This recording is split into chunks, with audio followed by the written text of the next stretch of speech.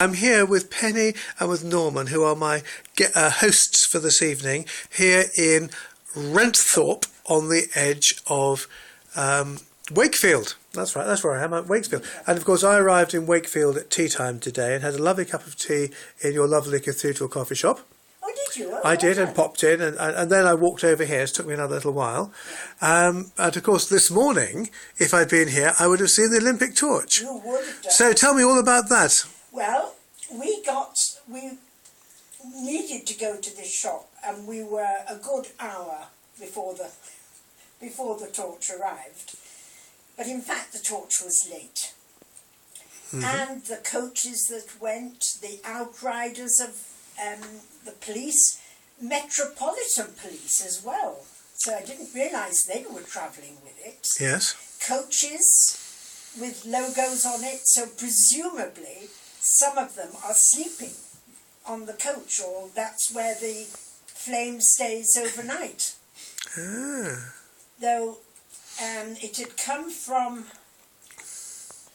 I believe, a helicopter touched down at the police centre, which is about half a mile as the crow flies, with the flame this morning. And then there were school children galore. We had stilt walkers, performers up and down the street, and the terrific crowd. And the dean said he hadn't expected that number of people at all. And where were you parked? Where were you watching were this? Literally on the car, and it came past the car. Yes. So, great. I'd taken a shooting stick, thinking I was going to have to stand. And I couldn't, so I would sit on the shooting stick. Instead of which I sat there knitting, because I knit scarves and things for sale at the cathedral to help with the money. Well, I must say it's one of the first time that Penny turned round to the dean and said, "Move, because I can't see."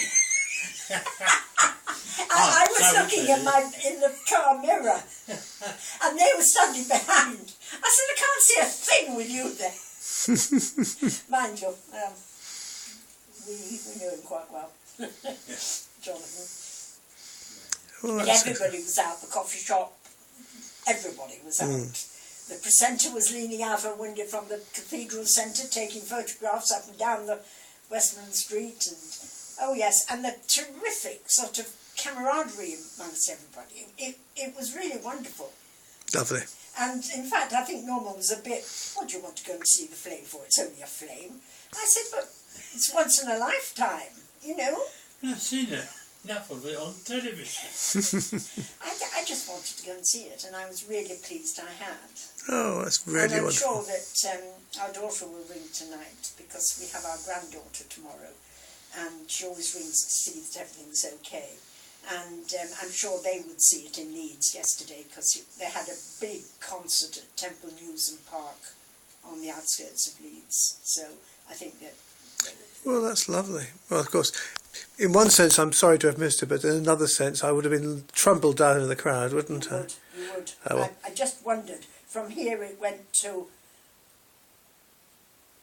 Castleford, then Pontefract, and then into the outskirts of Sheffield. Right. And there'll be a lot on Look North tonight from Sheffield. Of course. Well, I'm heading north, and I'm in the spirit of St Aidan, and of course he was called the Flame of the North, wasn't he? You always see him carrying a torch, so that's what I'm doing. Thanks so much for sharing that with me, and with all the other folk who are going to watch this on the website.